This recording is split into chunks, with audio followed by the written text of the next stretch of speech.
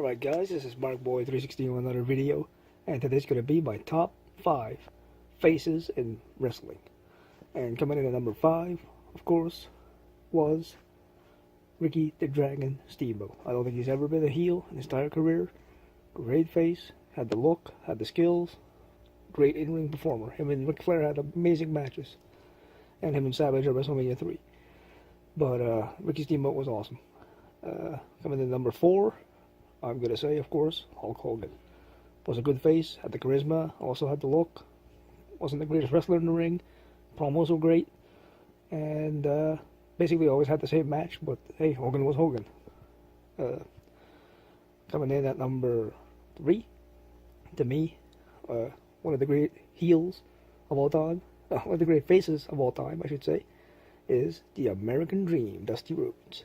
3-time NWA World Champion. Also won the US TV 6-man tag champs. He was a booker for WCW. He wrestled in WWE. Wow, just an amazing career. And also was never a heel. Was always a face. So that's pretty cool. Coming in at number 2, for me, one of the greatest faces of all time, to me, I guess would have been Jake Roberts. I always liked Jake Roberts as a face. He was a great heel, don't get me wrong, but I liked him as a face. Whenever he'd go for DDT, the fans would go nuts. And he was the man, Jake Roberts. His promos were awesome. Very smart man, intelligent man, very good in the ring.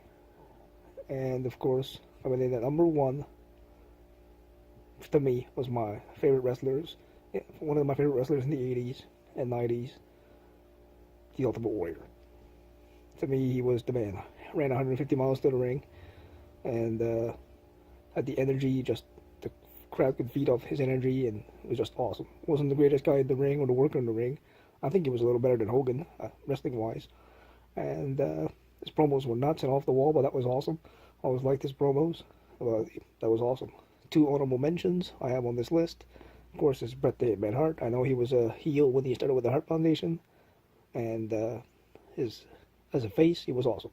Bret Hart was the man, one of the greatest technical wrestlers of all time. Great singles and tag wrestler, but Bret was awesome. 5-time WWE champion, 2-time tag, and 2-time Intercontinental, and won the '93 King of the Ring. So very good, great. Can have a different match with anybody he ever fought. That's what made Bret amazing. And my last honorable mention, to me, one of the greatest faces of all time. And you can't deny the fact that he was a great face and a great wrestler. To me, hands down, one of the greatest technical wrestlers of all time. Chris Benoit. Wow. Just nuts. Him and Kurt Angle had outstanding matches. He could hang with Kurt Angle. He could hang with Bret Hart. He was the man. World Heavyweight Champion. He was tagged with Edge. He was tagged with Jericho. He was tagged with Dean Malenko in ECW and WCW. He's US champ. He's TV champ. Intercontinental, US. You name it. He won the 2004 Royal Rumble. Just, wow. Nuts. The crippler, the Canadian crippler, Chris Benoit, born in Montreal from Edmonton, Alberta, Canada. Wow, the crippler. What he did in his life was bad, was very horrible, truly a tragedy. What he did to his family, and if he would have lived, my honest opinion, should have went to jail. But if he was found guilty. And Chris Benoit was the man, though. I think he really was one of the greatest wrestlers in the ring, and you can't take that away from him. So, I want to thank you for watching, and I will catch you in the next one.